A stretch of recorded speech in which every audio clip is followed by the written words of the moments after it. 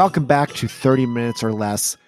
This episode promises to be a huge one because this sitcom is legendary. A legendary sitcom we'll be talking about today. And Poe, how did you like it? Poe died in the Lithium Wars of 2034. Forced to work as a battery harvester, and then obviously the tragic mortar attack. But before we get into that, Rusty, how's it going? Oh, well, I'm surprised we're doing another one of these episodes, but it's going well. It's going well. We love doing these episodes. I love sitcoms in the past. I love learning about them. I love the lore of them. Mm-hmm. And the fact that they get 10% of the listens of our normal episode that doesn't bother us. I feel like we're the type of podcast that is doing everything to sabotage growing an audience. It's just like, well, no, I think it's good to do absolutely no social media if you have a podcast. Rusty, we close the door on this podcast. This is a private podcast now. If you're listening, you're in. Oh, so do not rate and review. You're part of a family here. Exclusive club. You know, the worst thing is when someone says, I started listening to your podcast, and then you're like, fuck, I mentioned them on episode 34. Are they going to get that deep into it? Hard to say. Will they listen to Life Force? Yikes. So, Rusty, our episode today is on the sitcom What a Dummy. What a dummy! I'm going to tell you about my personal experience with this show, but let me give you a little background. I do think this show has become a little bit more infamous over the years. For a while, I thought I was the only person who knew about this show. Let me just give you a little background directly from Wikipedia, which we normally don't do. But What a Dummy is a syndicated television sitcom that lasted for one season. You're really reading it. From 1990 until 1991. Now, the premise of the show was that the Brannigan family of Secaucus, New Jersey was getting advice from a talking, thinking ventriloquist dummy named Buzz. Voiced by Lauren Freeman. Oh my God. What, are you looking at the same document as me? That's the only thing I cut and paste for my notes. He had been locked in this case for 50 years. It's basically Alf, but instead of a cute cat-eating alien, it's an incredibly creepy ventriloquist dummy. You said ventriloquist. Very weird. Look, we know that I have a speech impediment. Luckily, this dummy's not dyslexic. But the animatronic puppet, do you know this? Did you see this? The animatronic puppet was created by Alec Gillis and Tom Woodruff, both Oscar winners. These guys... Amalgamated Dynamics. It was puppeteered by Mark Rappaport. But these guys, Rusty, they're huge. You know these guys. Wait, any relationship to what's his name? Michael Rappaport? It is actually his dad. Is that true? And there's some bad blood between them because Michael Rappaport was like, I can't believe he would do this kind of thing with a puppet like that. He embarrasses me, my dad. I think Michael Rappaport will do anything for work. I mean, Michael Rappaport, Natasha Lyonne. Now she's on top of the world, Russian doll. But she had some hard times. And I remember Michael Rappaport wrote an article about how she was such a bad tenant. He was her landlord. And he wrote an article that she had destroyed his place and owed him money. And I feel like the article was in Premiere magazine, but I might be wrong about where it was. But isn't that such a crazy thing to do, to write an article to be shaming your wayward tenant? Oh, you don't know what she did to the place. I mean, she did destroy it. And she was I think it was couched in I'm trying to get her help language because she had a big drug problem at the time. But still, that's crazy. Write an article? Come on. I believe you're going to write an article about your cat soon. About him the cat's gone bad. The cat, Justin dropped by. It was late at night. I think maybe our energy set the cat off. He became a cat from hell, and now he's horrible. He's like Tonses. Is that the cat's name? Tootses, the cat that can drive. Yeah. I remember in AI when they drive Haley Joel Osment to the forests and let him go. I'm not saying that's going to happen, but at least you didn't say what's that Australian movie we watched where you're going to take him out to the forest, dig a grave. Dig a grave in an Australian movie. Yeah, do you remember that one? We hated there was Hounds of Love. Yeah, that's the one. I wouldn't say hated. Anyway, Rusty, back to Amalgamated. Back to these guys about Amalgamated. Like this, all of their other credits are like huge movies. And to this day now, they've done all the modern Godzilla movies, which raises the question, maybe they could have Buzz, the ventriloquist dummy, fight Godzilla. It's like, you're a big lizard, huh? I should have thought of a joke for that. But how crazy would it drive you if I tried to do this whole episode as the voice of Buzz? I don't want to kill myself on a Sunday. I wish I was more clever. You would be better at doing the Buzz. Man, when they finished the dummy, they must have been like, okay, this thing looks horrible, but it's going to have a lovable voice, right? Like Alf? Like, it's going to have a lovable voice, right? Why are you looking at me like that? Is the voice going to be lovable? Surely not grating. He looks grating. You can't look grating and have a grating voice. I feel like, I just want to say, I feel like the voice is a combination of Jar Jar Binks meets like Jerry Lewis. Mama's little baby loves shortening, Mama's little dog. It's like the little bit of the Misa and a little bit of the hey ladies, like that kind of. Yeah. Not bad. Not bad at all. It's very much like a vaudeville kind of like Catskills comedian voice sensibility. But before I get into speaking normally, let me keep reading a little bit. Yeah. The series, when it aired in Germany, it was called The Family Fright. In Spain, it was called Godal. And in Italy, The Wooden Friend. Now, let me tell you about my personal history with this show, okay? Yeah. So my first job after film school, I worked at Universal rewriting the descriptions of things in the video library for like the sales team to use. So I just put a fresh coat of paint on the synopses of movies and TV. And whenever I came across something weird, I could order a tape of it, which would come in like a VHS, like black clamshell thing, which you could probably picture those. Yeah. And I came across the entry for What a Dummy, and I said, what? And so I ordered tapes of the entire series. And I thought this was like the most amazing show ever. Like, I thought this was so weird. This was in the pre-YouTube era. Like, my only proof that this show ever existed was this VHS collection I had. So we'd be partying at like 3 a.m. I'd say, you guys want to see something really weird? I was like Dan Aykroyd, the Twilight Zone movie. You want to see something really scary? What network was this show on anyway? Well, it was a syndicated show. Rusty, even as a kid, syndicated shows, they were so mysterious, weren't they? Didn't they just feel like they had a little... It was like when you're trying to snipe someone in Call of Duty and they're like jumping and doing the slide. That was like trying to watch Small Wonder. It was like, it was just at Saturday at 6 p.m. Now it's on Sunday at 5 p.m. You hit this motherfucker. You never knew where it was going to pop up. Oh yeah. But it was on. You could. It felt a little wilder, you could sense even as a kid, like the people who made this were a little sketchier than the people who make like Growing Pains. Oh yeah, for sure. I think they knew where it was going. I just heard that Small Wonder was made by like a weird religious company. Well, I know, I don't know why we're talking about Small Wonder now, but I know Tiffany Brissett is like super religious. So maybe her church organized it. Maybe she just was programmed young. Yes.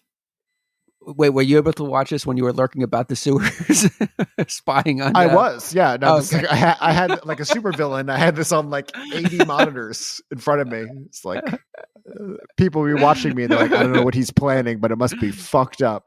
Because watching this tape in like 2003 at like 3 a.m, it felt haunted. Now I'm curious to know, what other tapes did you actually order?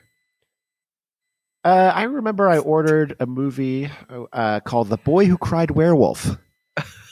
That's a great title. That's a great title. Yeah. But it was kind of a weird 70s kind of, I think it was British maybe, but yeah, that's all I remember ordering besides What a Dummy. I'm surprised you didn't order that one with the witch that you wanted to slap your penis around. Whatever that was called. So this is a private podcast now. Oh yeah. Do not rate and review. Do not spread the word. I like your message. Will it work? Yeah. And I think I've said this before, but the funniest thing about this show is that they so quickly ran out of things for Buzz, the haunted dummy, to do. So Is it's he really haunted? just Is that like what his he's got is? like a soul in him, or he's alive. He's like Chucky, But is he like? But is it like Chucky, where somebody had their soul like I mean, the exact details are really lost to the sands of time. I'd have to be like Gandalf galloping off to that library. Like, look at the scrolls. Was the dummy a soul? I don't know. Do you think if they ever had like a second season, they would dive into that though? I have a great idea for this show. I was going to save this for You're going to later. resurrect it. You're bringing it back. You're going to be like some eccentric billionaire or something. I've got a great take. Yeah. And it's coming very soon. But he seems kind of like genuine and honest in a way. At least this episode that we watched. Man, it is a crazy fucked up world when a haunted ventriloquist dummy is the voice of reason. Yeah, I like that he's not that evil though. It's like a weird twist. You would expect the dummy to be, telling like the little kid to burn the house down. But that is the take that I was going to save for later dramatically. If the joke was that he's always trying to kill the family, like he's like the talking Tina from Twilight Zone, and every episode he's trying to kill them. But what's he bringing to the table? Like, if you had a doll that came to life, but it's not really doing much for you, are you keeping it around? Is it like a part of the family? I don't know. I don't know how. Like if you're paying like if it's like a pet, you're paying the bills, but it's not giving you anything back in return. Just like, making witticisms about your day. Well, it would be like they'd be locked in like a toxic relationship. And like at the end of an episode, they're like, Buzz, the dad is like, Buzz, I think we're really starting to love you. And he's like, I think that's because I left the gas on. You dumb bastard. Now someone light a match. And everyone laughs and claps. That actually would be a better show. Imagine like every episode the family died at the end because of the puppet. Oh, yeah. But then they're just back next week for another episode. I mean, this episode that you had us watch, episode 4, Whose Life Is It Anyway? Mm-hmm. It seems like the show wasn't really centered around the puppet. It was more about the family. I just said that a moment ago. Do you even listen to this show? Well, of course not these episodes. Not the sitcom episodes. Oh, they posted a sitcom episode. I love them. What about Poe? Does she love them? Poe, unfortunately, was killed in the Tennessee migration of 2034. Oh, my goodness. The other thing I want to ask you, can he move on like his own volition? Like the spaces that he's propped up in this episode, like on the piano stool are like the kitchen table. Like, does he get there on his own, or like does he like call the family like, hey, help me out here? Like, no, he gets there on his own, but we just don't see that. Do you recall seeing him like move like the way you see like the small person and an Alf like running around? If they did have to carry him around, and like they're like, I just left him in the basement for a while. He's just yelling. You just hear him. I want a little bit of a break. And the way we talked about Alf, Alf famously had all the trenches. The trapdoors and trenches, where each trench was named after a cast member who had fallen in it. They were just like, we don't need the trenches. Fuck it. So yeah, I mean, this is like pretty much like DIY. If we were doing our own show with a puppet, like you just cut holes in a few pieces of furniture. Oh yeah, but you could tell the dummy is pretty pro looking. Like, but it's very like it's definitely like a guy with like a radio controlled, like one of those big controllers, like off screen, like because his eyes are moving. He's kind of like the Jabba puppet. Like back then, it was probably like a $5,000 puppet. Nowadays, it'd be like $60 at like Radio Shack if that was still around. Like the eyes moving back and forth and stuff. I really just feel like, I mean, from this episode, they didn't have much for him to do. He just added some like commentary here and there. Yeah, it was basically like the voice of reason. Like if like one of the kids was doing something, he's like, I don't like where this is going. I mean, when the episode, I'm just going to jump into the episode. If that's okay. The one thing I want to say though is the most famous thing about this show is that Steven Dorff was on it. And I wouldn't consider him that famous now. I wouldn't consider him that famous either, but he, in a different timeline, he's huge. Because do you know what I watched the other night? You won't believe this movie I revisited. The Gate. Titanic. Oh, is he in Titanic? No, but Okay. I had a great time. However, I then, well, first of all, let me say that when the movie ended and the song was playing, and once it gets to the credits that scroll up, the first name I recognized, I said, "Can it be?" And it was. Rusty, can you believe that the Steadicam operator from Titanic? No, this is great. People are going to love this. The Steadicam operator from Titanic was the director of Street Trash. Really? I have. He was also. He owned the junkyard. His family owned the junkyard where that brain damage scene is in. We're really getting into some vintage Arches of Horror content now. Yeah. Well, we never did Street Trash, did we? No, we never did, but I would like to do it. Yeah. But he was the Steadicam operator. But so how does this tie into Steven Dorff? I'll get to that in a second. But because I remember a story about Frank Henenlotter was talking to that guy, and the guy was like, "I don't know if I'm going to direct anymore." He's like, "I think I might get a Steadicam and become expert at it."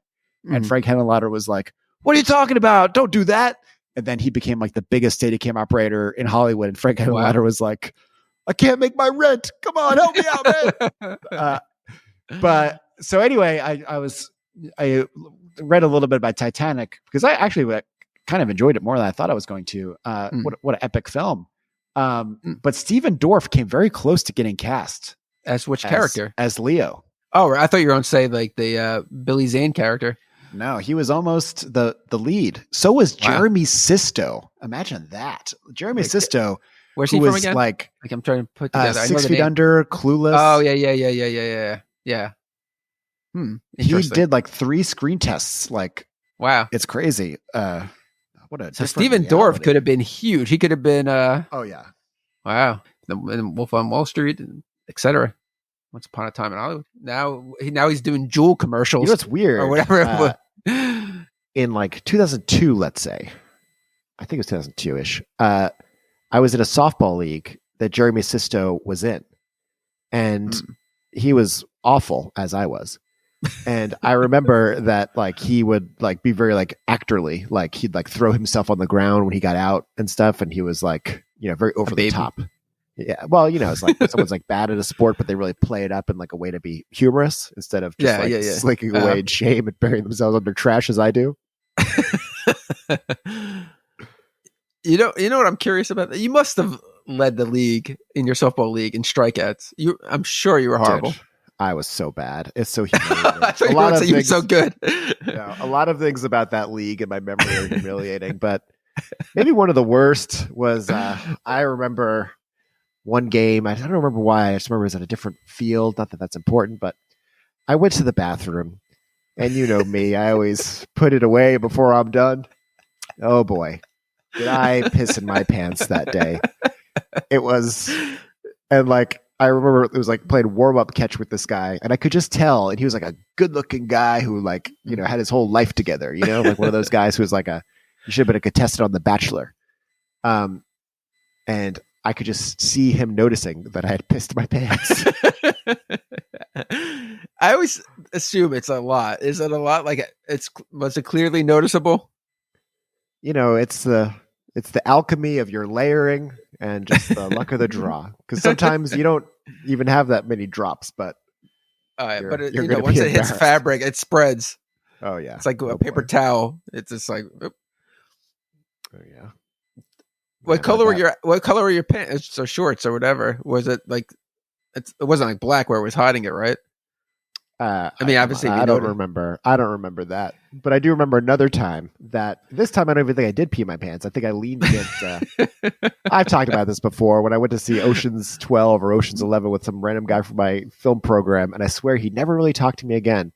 And I think he was like, Ed pees his pants, but it's not inaccurate, So I'll own that. Did you say anything? And I guess at either of those situations? Yeah, I said, kill me. I'm not an animal. It's like, let me bat ninth. Oh my God. Why did I even participate? I don't know. Did you play the full season? I played I was on that team for 5 years, but the team got better as I steadily got worse. I was forced I feel like as an out adult, of the gene pool. I feel like as an adult, you want to do well, or else if like getting yelled at by other teammates is just brutal. Oh yeah. Do people take it seriously? Oh, do people take it seriously? Yes, hugely seriously. I mean, the league that I was in with when Jeremy Sisto was in that league, that was like the Hollywood League, so it was like a little cooler. But then we moved to Burbank, and that was like all like firemen, and we had like a guy from the Montreal Expos on our team. Once that happened, I was like, I think me, who cannot catch a ball, should step aside. Who was like Hubie Brooks? He came out there. It was I can't even think of his name. I'm really dating my Hubie Brooks. Hey boys, heard you needed some help over here. This guy pissed his pants. Like the Bad News Bears. You're the guy, the PI. Piss his pants, guys. So Rusty, this episode begins as there's a little girl. She's Maggie, kind of a Maggie reminiscent of the girl from Poltergeist. Oh my God. I did not know you were going to say that. And I was just, as you were saying that, I was like, I'm thinking the girl from Poltergeist. Yeah, totally. Did I ever tell you about the time that I played Super Smash Brothers with my friend Taylor and his friends, who are a generation younger than us for sure, because they're all like 33 now. Oh boy! And how old were you? Wait, so this was like when they were in their 20s? This was like 6 months ago. And so they're playing Smash Brothers, and like I joined the game, and I joined like their voice chat on Discord. Yeah, and they were talking. They were like, I think that girl died, the girl from Poltergeist. I think she died tragically, whatever her name was. And I was like, her name was Heather O'Rourke. I believe she died of sepsis. And they were like, who the fuck just said that? And like, they were all like, who said that? And I'm like, I'm Ed. I'm Taylor's friend. And then I proceeded to like play the worst game of Smash Brothers, as you could imagine. They kept having to like balance the teams. They were like, okay, so you've got Ed. Okay. So you've got Ed. So we'll put buckets on our head. What if we play this in the other room? Yeah, they had to get very creative to make it remotely fair. Oh, man. Did you feel good about yourself? No, I felt awful. It was like the time that I had those guys over to play Halo. I'm sure I've told that story before. I mean, nobody listening to that episode, I'm sure. So yeah, it was like a pickup football game. And there was these two random guys there, and somehow we started talking about Halo 2, I guess, at this point. And I was like, "Oh, we should play!" Like, and they're like, "Yeah, let's play, man. Yeah, I'll beat you." And I was like, "I'll beat you." Like, we were talking to like, we're gonna beat each other. You trash. We're all worked up. He's like normal young guys, but I was young too at this point. And we came back to my apartment, and I was like, "Yeah, let's do this." And like, the guy, and like I was like, oh, let's get some beers, let's order some wings. And the guy annihilated me. Like, I didn't get a single kill on him, and it was like 50 to nothing. He just kept killing with that plasma sword. And then he just like looked at me, and like it got like awkward where they were just like, bro, like you're not good. And was he like, how long have you been playing? And you're like, my whole life. Yeah. Like as long as Halo's been out. And they're like, yeah, we're leaving. Like the way they left, it was like a very humiliating experience. And then when the food came, I had to eat it all myself. I wonder if these dudes are like, married now, and they like are telling their wives, it's like, there was this one time I went to this guy's house. Can't remember his name, but we played Halo, and he was terrible. I mean, I'm sure that I am the weird guy in a lot of people's stories. And if only we did more social media, they could listen to this podcast and confirm it. Yeah. But that is why we say do not rate and review. Do not. Oh, please don't. We don't want any of that. We don't want any of that funny business. In lieu of ratings, please donate to the Poe Memorial Fund. What happened to her again? Can you let the audience know in case they missed it? Oh my God. It was the Continental Ice Shift event of 2055. I don't know. Okay. Not many survivors though. No, but I remember you watched it on Live Leak. I recall. I did. You were jerking off in the old folks' home watching Live Leak. You saw my future. So the episode begins. Rusty, this little girl enters, and she's got a plate of brownies. Yeah. And the dummy's sitting on the table, and he says, "Oh boy, they smell great." He says scrumptious. Scrumptious. Yeah. Oh, I hate that word. Scrumptious. And the girl says, "Oh, you want to try one?" Mm-hmm. And he's intrigued. And it raises all kinds of questions here, because like, does he have a digestive system? Yeah. And he's like, who made these? She says, I did. He's like, I'll pass. But then she forced him to take a bite. And he's like, he basically has like a heart attack. Yeah. It's funny because like she had to feed it to him. Like they had to set up this joke for her to like give it to him because he says, I'll pass. Yeah. Because I mean, they could have just put somebody's hand there, like, and pretend it was the puppet hand. But I mean, the scene really threw me off because I didn't know much about the show, just the name of it, that you love the show. And I was just like, think of what you just said. Does he have a digestive tract? Can he actually like taste things? But he gags, he passes out, and she reduces the price on her sign for the brownies, and the audience loves it. You know, it's funny though, because like I didn't really think much of this scene. And then the ending, it ties into that. And I was just like, oh shit, that was how this episode started. It really comes together like a It comes full circle, yeah. Oh yeah. Well-oiled machine. Rusty, the opening theme of this show. I always hated the MASH theme song. I always hated the MASH theme song, but this is the pits, man. This sucks. This is horrible. There's no energy. Okay. This music sounds like if you were like cranking like a box. Like I was like, is this what an organ grinder is? It's just like and you're not looking at it any visuals either. It's just the box that he's kept in. So I did a little research, Rusty. An organ grinder. You know what an organ grinder is? It is a musician that would have like the crank box thing, but basically they'd move from place to place to avoid getting arrested, and it was basically a scam where they'd have like a monkey with them. They'd be playing this annoying music, and basically the scam was like, give me some money to like move away. Oh, really? From the scene, yeah. I should try that. George Orwell. He couldn't stand organ grinders.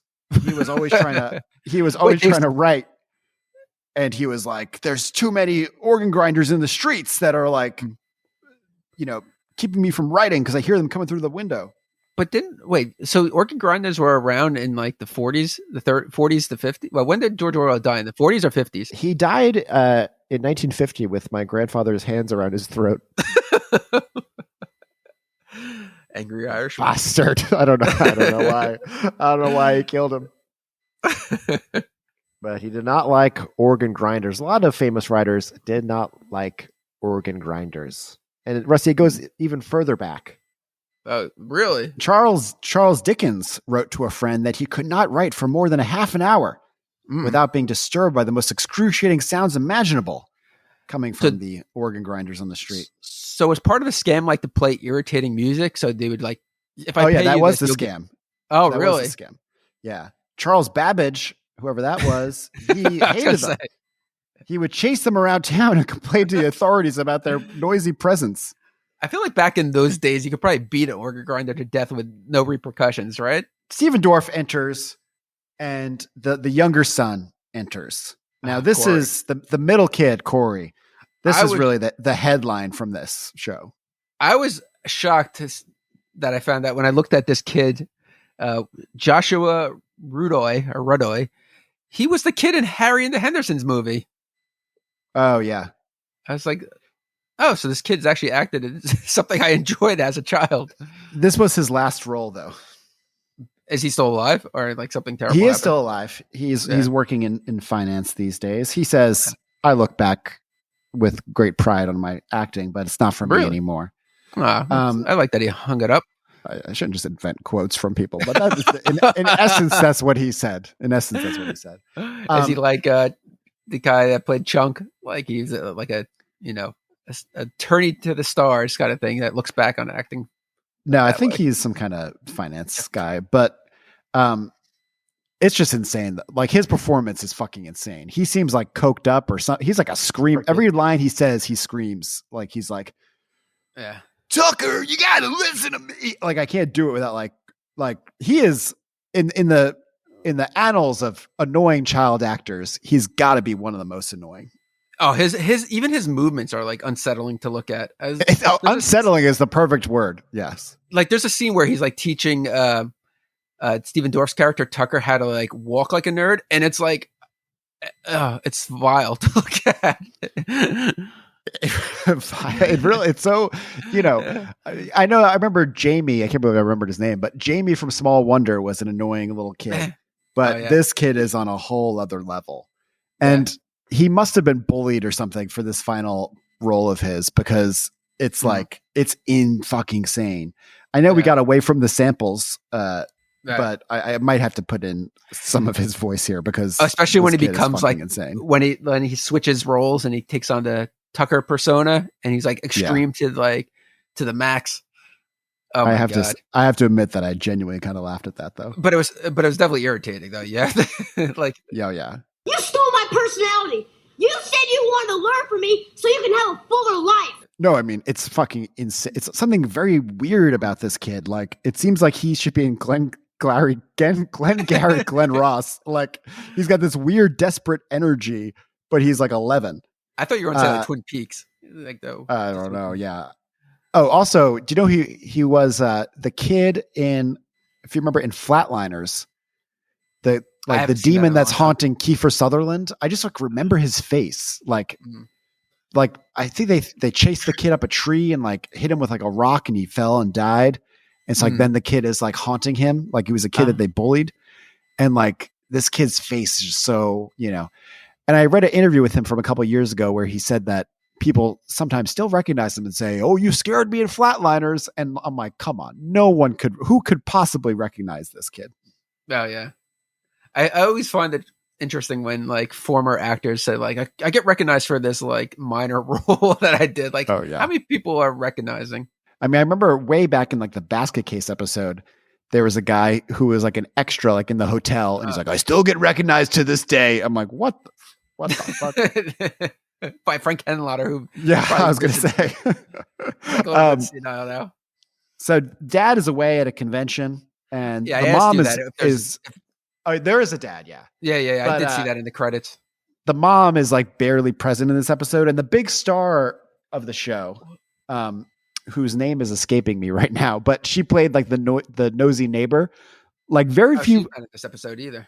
Yeah, very few of the actors are in this episode. I feel like they were like, "Oh, got to save a little budget here." Makes sense that you picked the episode that doesn't really showcase the cast, but okay. Hey, they used to have tons of this on YouTube, and I don't know who's been hitting them with the copyright. I guess Buzz the Dummy was like, "I don't like this, not for free." Yeah. But anyway, so Buzzy, what is beak? Corey is on the phone. Well, these kids, like, I mean, the parents are like out, or the mom's out. So like, I mean, these are some latchkey kids, man. Like, oh yeah. Did you have that as a kid? Like being home by yourself? Hugely. Was it terrifying for you, or did you like it?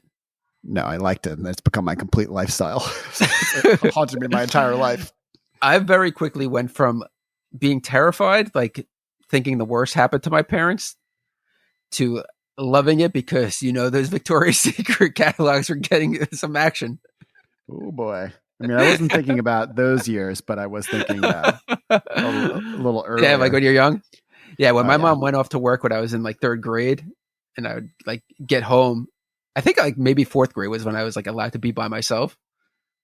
That's pretty crazy. I remember coming home off the bus, being young, and like getting the key from like the hiding spot and opening the door, and just be like, "Well, what do I do now?" Now, Rusty, I think we mentioned before that as a kid, my childhood home was always unlocked.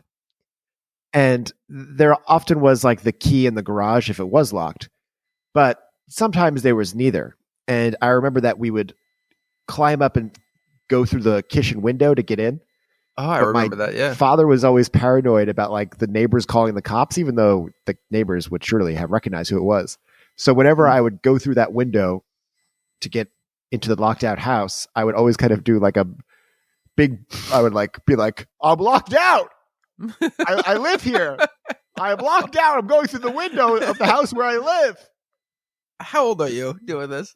My whole life. I mean, I still do that. Like if I park like in a, it's like you get like the pizza, you got to park like in the CVS parking lot. And you're like, "Honey, let's go to the CVS first." And then you're like, "Wait, no, we can't do this. We got to get the pizza first and then the CVS." It was like, whose benefit are you doing this for? I mean, I don't know. When I go to there's this bakery Jen and I go to. I always park in the pizza parking lot. I don't give a shit. And it says for that place only. Oh, I know exactly the parking spot. Oh my god, I would have done a whole play. I like have supporting characters like in costume. They're like, "Oh, you go into the bakery?" I'm like, "Oh, no, I'm going to the bakery. I'll go there too." I could picture you actually going into the pizza place, being like, "Guys, I'll be back in a minute to get my pizza. I'm parked in your lot, but I'm just going over to the bakery first." I remember when I dated, she was like, "Is this necessary?" Because like I parked at like the Target. I was across the net. I was like, "We'll go to Target. We're going to go to Target on the way back." Over all the years I've known you, you told me stories about all these interesting characters you met, but I think that's you. I think I'm realizing you're just telling me stories about yourself. Oh my god! Wait, you're saying that I'm just in like you're Memento? It's like Memento. Like you're the guy. You're there is no Ray the Irish plumber. No, it's you. Oh my god! The guy that like was throwing the napkins at the other table. It's just like it's just my sense of humor. It's just my sense of humor. That was you. Okay. I can't even. I'm not even going to try to explain that. That was just a weird incident. It all makes sense though.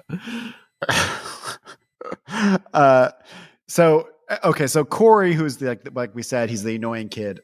Tucker is Stephen Dorff's character. But Corey, he's on the phone, and I couldn't quite figure out what this was. It's almost like online dating. Of course, this is pre-online dating. But he's talking on the phone to a girl that he's not met before, but he's kind of an intellectual. So they're connecting on that. He's like the nerdy kid. And I did actually have a genuine laugh at the way that Buzz is fucking with him during the phone call.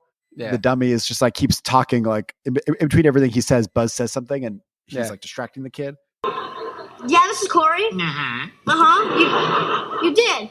Is that a fact?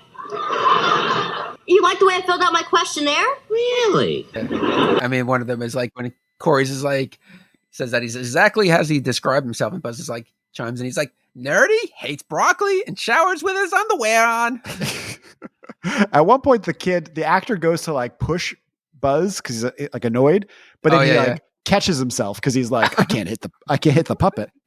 This is the budget of the show. If I ruin the dummy, I'm out of work. No, but he's so over the top on the phone too. Like his gesticulations are crazy. Like he's so overacting. Like nobody would do like what he's doing. Yeah. No, every line. I mean, I this is the wrong medium for this. I got to make a YouTube video about this. Sure. Everything he says is so intense and weird and off in some strange way. Like after he hangs up the phone and him and Stephen Dorff have a quick exchange and he says, "What's tough is being genetically linked to someone who thinks a white hole is the opposite of a black hole." Yeah. And my question there is like, the way that he said it, it's like implying that we know of things called a white hole. It's kind of like, what is going on here? Wouldn't the white hole just be the sun? Look, man, I'm not Stephen Hawking. I don't fucking know. He was see those new images of they had those new images of the galaxy. You see that? Beautiful. Yeah, you see this. You can see in the past 5 billion years. You can see in the past these images. What did you say? I felt like I was building towards a joke, but I couldn't get anything. Is that it? Meanwhile, we got this little girl. This little girl's wearing green pants and a green sweatshirt. Yeah, but the weird thing is with the little girl is like she has. I don't know if this is like an ongoing thing in the series, but when like Corey kind of like arranges a meeting with this girl that he spoke with, Maggie's like stoked for him. She's just like, "Way to go, dude! Cosmic high five!" And then they don't like actually touch hands. I mean, what is that shit? What's like? I never heard of a cosmic high five before. Is that a thing? You know, cosmic brownies. You ever see those cosmic brownies? Yeah. I think did Little Debbie make those, or was it like? I think it was Little Debbie. Do you know why they're called cosmic brownies? No. Well, you're not going to believe this because it's a tie-in with our previous episode about free spirit. Cosmic brownies were during the cosmic bowling craze, so they're meant to cash in on that. Oh, really? You know, like they kind of had like the neon lights. It was kind of a fad. Like, yeah, I only did that like once. It might have been with you. I'm not sure, but I kind of have a vague memory of that. I think it was I mean, this is just for us, but 300 Bowl that was on Sunrise Highway. in Massapequa. Oh yeah, okay. That was like, when they stopped maintaining it, but they like tried to cash in on the cosmic bowling thing. So like the lanes are all warped, but they had that feature. So the girl, she shows up. Oh yeah, Joanne. We're expecting her to be a complete geek, but it turns out she's a total babe. Babe and to the extreme. Stephen Dorff's the guy who answers the door. Mm-hmm. So he decides to pretend to be his brother Corey. Yeah. And observing this all is Buzz. And he thinks to himself, oh, what a tangled web we weave. Very weird, because you don't see thoughts on that many shows outside of Peep Show. Yeah. But yeah. So she's excited to meet an intellectual. And Stephen Dorff realizes he's going to have to become an intellectual because he's kind of one of those 80s, early 90s characters who could only like call everyone like babe and is kind of like a skater guy. So Stephen Dorff lies about liking classical music. We saw that he did not like classical music earlier. No, and rock Buzz, and roll. He thinks about this. He's like, he's not just weaving a web. He brought his own loom. This was, wow. You never hear about looms. This is one of the biggest moments for looms ever. Yeah. Not since the LucasArts game Loom was looms featured so prominently in the media. But so they've hit it off, but Steven's building his empire on lies, which we now know actually completely can work. But so Stephen Dorff decides that he's going to become Corey. And this is a lot like Free Spirit, because the thing is that Corey, the younger kid anyway, he's got no chance with this fucking girl. He should leave it to Stephen Dorff. He should just go for it, dude. Let me just peek in through the keyhole of the door and see what's going on. Watch his brother work his match. One thing about her, because she's the girl, Joanne, she's a babe, but she's nerdy. Mm-hmm. But like Stephen Dorff's character, Tucker or Corey, says like that he loves to read books. Mm-hmm. And she's like, oh, what's your favorite kind of book? And he says a hardback. And she's just like, oh my God, I love hardbacks. Like for my birthday, I asked for 15 hardbacks. That's such a weird way to refer to books, right? Yeah, I love really hardbacks. And the concept that she would be an intellectual and she'd be like, just give me 15 hardback books. They could be about anything. And then mom comes home, or mom comes into the room. Oh yeah. And she refers to Tucker by his name, and it throws off everything. He's almost outed. Oh yeah. And he barely very quick on his feet, says that his mother's losing her mind a bit, and she can't remember her own kids' names. She even gets lost in the bathroom, which, you know what I hated? I mean, this episode's okay for whatever it is, but when Joanne approaches the mom later on and talks to her like she's deaf or something, like, or she's like talking very slow and deliberate, like, hi, Mrs. Brandt. Yeah. It's like so agitating. Oh yeah. No, that's wow. You can't get away with that these days. No. But so I love this next scene. Corey, we're in Corey's bedroom. Corey comes into this bedroom like he just, I hate that. He just did like the biggest fucking line of coke ever in the bathroom. And he's like, "Oh yeah, I'm so fine. It's like I feel so good." And Buzz is like, "Why are you so excited?" And he's like talking about how his brother's finally being really cool to him. And he's like, "He got me French vanilla, French vanilla." Man, remember how huge French vanilla was back then? I feel like I remember when French vanilla like hit the scene. Get that shit out of my face now. I was there when that first barrel was put out at Baskin Robbins. Everyone was like, "Oh, French, oh, ooh la la, but I'll try it." I thought you were going to say when Briars introduced it. But Rusty, since there's not much to say about this episode, I wanted to know: do you know the difference between vanilla and French vanilla?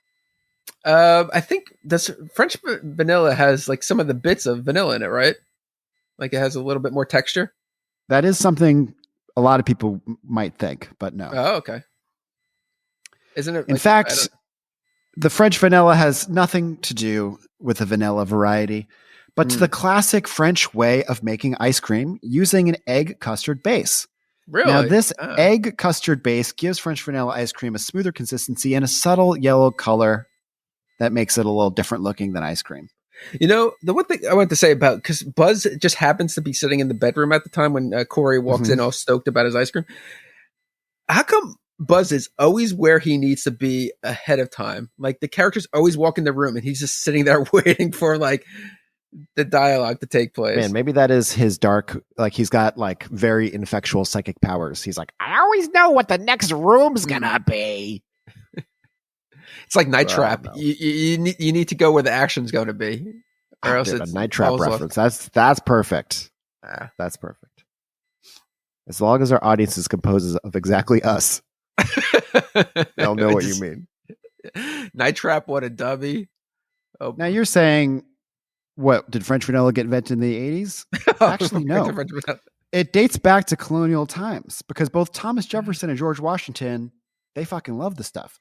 Yeah. And Jefferson's ice cream recipe calls for 6 egg yolks per quart of cream, which may have originated with his French butler.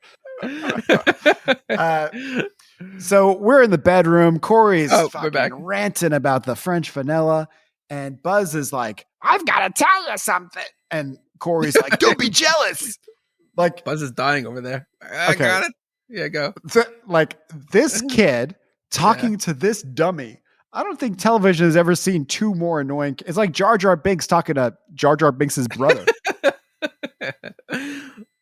Oh boy. I don't know which character. Anyway, Steven Dorff, he comes in and he's kissing Corey's ass. Yeah, the bonding over their nerdiness. You know, I said, what on earth? Why is he doing this? But then as I kept watching, I realized what's going on here. Really? It took you some watching to figure out what he was doing? What he's doing, Rusty, believe it or not, he's researching. He's trying to become a bigger geek. As I said in all caps, oh wait, I remember he wants to become Corey. Yeah. He's going to become Corey to ace the date with the geeky hot girl, and we go to commercial break. Yeah. Wowie zowie. How much did you hate the sequence that we come back to the show with? Oh my God, the education of Tucker. I put it in my notes. This is like a silent film, kind of sepia toned, like, I don't know why they thought this was like still kind of relevant back then. And it's just like, you know, like as if it was like accompanied by like a piano in like a silent movie theater. Where it's like, and it's kind of like a really annoying montage where Corey is trying to Pygmalion his brother and make him like a civilized person, but it's just not working. Yeah, and like Tucker's just such an over the top slob that like he needs to know how to drink chocolate milk the right way. You don't just put chocolate into your mouth and then spit it in the glass and then drink it that way. That was fucking disgusting. Oh, the crowd kind of laughed. They kind of were like, "Oh, I was disgusted, as you can imagine." They were like, why are you using the time machine? You're going to go back and stop 9/11? Is that what the shotgun's for? I'm like, well, yeah, later on I will. I just got to go to the set of What a Dummy first. You know, it's funny because the show's 1990. I even feel like the names Tucker and Corey are very 1990 names. Oh, they really are. You don't really hear that now. Tucker, a man in a stream. When this horrific montage ends, oh my God, the fucking audience goes crazy. The watermelon and like he finishes the watermelon rind and he throws it into the fridge and the Corey's is like in the garbage. The girl shows up and Tucker answers the door and he's pretending to be Corey. Mm. And the funny thing to me is Corey witnesses this, but at first he doesn't know what to do. It's like, he's like Bebop in Shredder's Revenge when he runs into like the end of the screen and gets like stars around his head and like it's like hit him quick, he's distracted. Like that's like the mode he's in. Well, but then Corey's like to be a dog though, because he's like, "Where's your mole?" Oh yeah, because Tucker. Okay, I forgot about that whole element of the story. Yeah, Tucker told him that the girl came and she was actually kind of gross. I mean, did you think Joanne, the character, was attractive?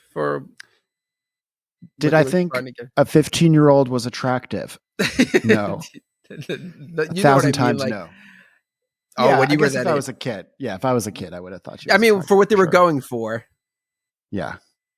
Okay. So you think she would have been Tucker's type? Yeah, I guess so. Because it seemed like Tucker's just like a good-looking teen that would go for anything. Yeah. That was like, okay. Those were the days. I mean, to Corey, that's a dream girl. Yeah. Corey should just know that he's never... Come on. Yeah.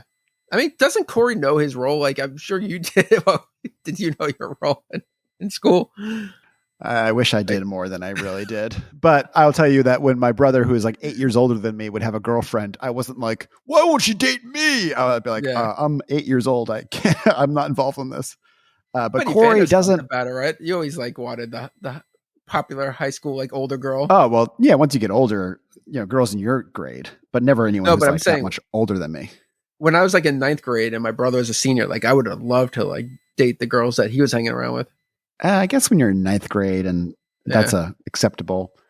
But I mean, I remember being a little kid. I know I told this story before, but being at homecoming, I was like 9 years old and I tried to go under the bleachers to meet some kids that were under there.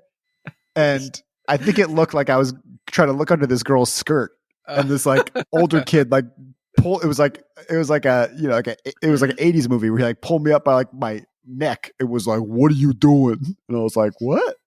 Oh my God, that sounds like something like from Freaks and Geeks. Oh yeah. I didn't even put it together that I was like even near someone's skirt. I was like, I'm just trying to get there and play whatever game we're playing. Somebody's got a quantum leap, and then a future episode of Quantum Leap is he's time traveling back to you. He's got to correct that wrong. It's like, you have to save Ed. According to this, he gets killed by the bully for looking up a girl's skirt that he didn't actually look up. I didn't. That was not my intention at all. I want to go find that guy with a machete. Wait, so how old is Corey in this episode? Is he like a middle schooler? I think he's like 12. Really? I pegged him as like 8th grader and like what isn't that Tucker's 12? and is it 90? No, that's like 13, right? 12, 13. So 14? Corey pulls him into the kitchen.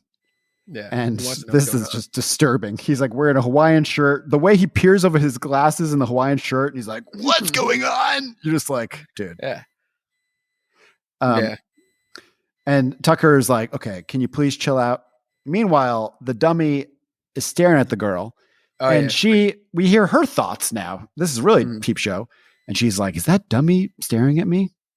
And then you hear the kiss her. Just kiss her. So everyone's back in the room and she invites him to the Firebird. Oh, what's the Firebird, you say? Yes. Okay, look.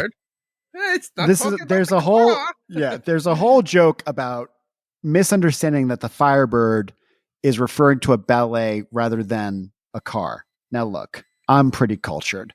I don't know. I never heard of the Firebird, the ballet. Well, they're calling it a Firebird rally. What's the rally have to do with the ballet? I think here's my theory. This is my take. Oh, okay. I think that you heard the word rally when they were saying ballet. Well, you're saying rally, right? Ballet, rally. They're close enough. I think either were saying I'm ballet. Losing it. You are. Oh my God. Oh my. Firebird Rally. That's a good name for a video game, though. So it's called the Firebird Ballet. Yeah. Well, so this is how I find out that my brain's deteriorating. I don't know. The idea that the sitcom audience is laughing like they're like, that's not what they're in. I'm like, come on. The people who are attending What a Dummy fucking wandered in from the streets. They're not like the. All right. I just looked up what Firebird Rally to see if it's a ballet, and it's actually rims for a Firebird Trans Am. So this is really, I mean, I get where Tucker's coming from now. I would assume it was about the car. But I don't remember them saying rally, though. Because she says to him, I'll see you at the rally for the Firebird.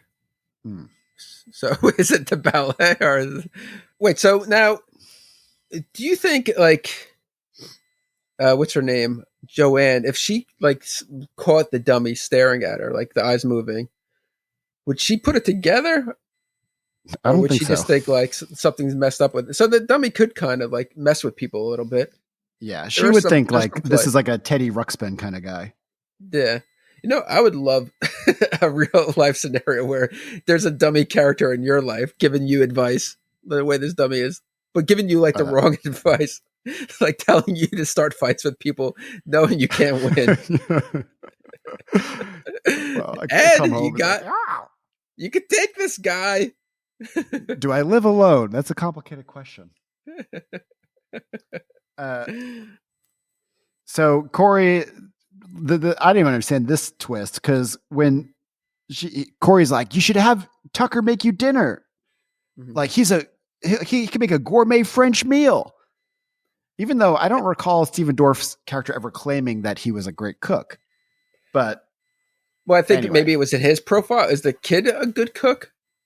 And that's just like he's adding like, oh, and also that's what I thought. And then when I rewatched it, I said, Ed, you got to look out for that. You got to figure out this plot element. And I really didn't. But mainly it's to set up a later scene. Sorry, go on. I was going to say, I hate that Tucker is surprised by this too. He's like, you're trying to sabotage me. It's like, no shit. Like you stole his fictional girl. Like, so then we come to the dinner scene. This is a delightful scene, actually. I had several genuine lulls in this. But basically what happens is Corey is like, if he's going to pretend to be me, I'm going to pretend to be him. Yeah. And they're having dinner. And Corey comes like skating in, wearing like the most embarrassing looking like late 80s kind of like skater clothes. And he's like, whoa, dudes, what's up? But this is one of the most cringe moments of all time. That is, but I also hate what really is cringy as well is when Tucker comes down the stairs and he's dressed like a nerd. Mm-hmm. And he's got like the glasses on and he looks at the camera like he's so smug about it. Like that he thinks he's like this comedic gold with doing that. Oh yeah. I was just like, come on. It's not funny. But he comes in. And Tucker immediately, he's like, Cowabunga, whoa! Corey's rude, crude, and got latitude, man. But dude, he brings like his classic energy he brings to this. Wow. I just like, he's being like so offensive where she asked for salad dressing and he's like, there's some in the garbage. Or let me dust off the flies. And he like brings it back out and he like chugs it. But you know what I hate? Like when he chugs it and the puppet just like, check please. Like even the puppet's like, help, get me out of this show. I'm not an actor. I don't want to be here. They realize they can't keep up this charade. And they say, Joanne, we have something to tell you. I wish we had seen the scene where they tell her, but we just see the aftermath. And she says, you know what's funny? Because you were both more fun as the fake versions of yourselves. Kind of a challenging idea there. Yeah. But then she tells, she's obviously not hanging out with Tucker anymore. He's just not her type, but she has a friend for him, a girl named Jenny that she's going to set him up with. But he has to promise to be his cool, crude self. He's just be yourself. That was the message back then. Yeah. And then Corey, for some reason though, she has an extra, she's too old for Corey, but she still has an extra ticket for the Firebird. Yeah. So there's still a chance in Corey's mind. Oh boy. Even the little girl Maggie's is like, awesome dude, cosmic high five again. Now here's the weird thing about Maggie. Yeah. Earlier, she was wearing green pants and a green sweatshirt. When she enters this scene, she's wearing the same green sweatshirt, but now her pants are blue. You notice this? I don't know. I wasn't looking at her wardrobe. Something about it was so noticeable. I think just because you don't see people wearing like the same color sweatshirt and sweatpants in TV shows. That was the big thing though of the 80s. I think that's what I thought matching was in the 80s. It was like, all right, I know black goes with most things, but if I wear green with green, I'm definitely like matching. Even if it's like clashing greens. Like, I don't know. But anyway, so that wraps up that. But then we still have to come full circle. And we finish the show with meditation in the kitchen. The mom and the dummy he's on the table, she's in the chair, and they're meditating. And the little girl walks in and, catching on the brownies. She's like, I got some good news. The brownies sold out. But there's also bad news. And then they're like, what is it? And she holds up her sign and she had to reduce the price to 2 cents each. Yeah. Huge payoff. You're pleased with that. No. So did you enjoy What a Dummy? Not really, but I have such a long and storied history with the show that to revisit it was pretty fun. But I wouldn't say that it's worth watching. I think Free Spirit's a lot more likable. Yeah. I feel like with What a Dummy, One and Done is good. I enjoyed the one episode just to see like that piece of history. Yeah. Like just how crazy sitcoms were back in the day. Oh yeah. But yeah, I mean, I don't think there's much else to see. All right. Well, that about wraps it up, Rusty. We'll be back with the movie Surf 2 for our regular episode. Surf 2. Wow. The fuck that pick. is. That's you. That's your pick. That's your what? That's such a weird. Like a pick. That's such a weird vision into 1984. Like somewhere down the line, like historians are going to look back and be like, "Wow, the 84 was really a messed up year." Something about like an unpolished, unknown movie, like New York Ninja. I think I said this before, but when you see like it's almost like that past seems more real than it does in like a polished kind of movie from that era. Oh yeah, it just seems like more of a portal into the past. Well, they didn't have all the Hollywood glitz and glamour to really like. Oh yeah, they had to go like guerrilla style and just take. Yeah, when you see the extras being like, "Are these people filming a movie?" I like that though because it really brings you back. It gives you a real sense of like. I mean, we didn't grow up on the West Coast. You're there now, but like, it's like definitely a glimpse into like West Coast lifestyle of like young high school kids. Oh yeah, for sure. That's gonna be a great one. And all right, later.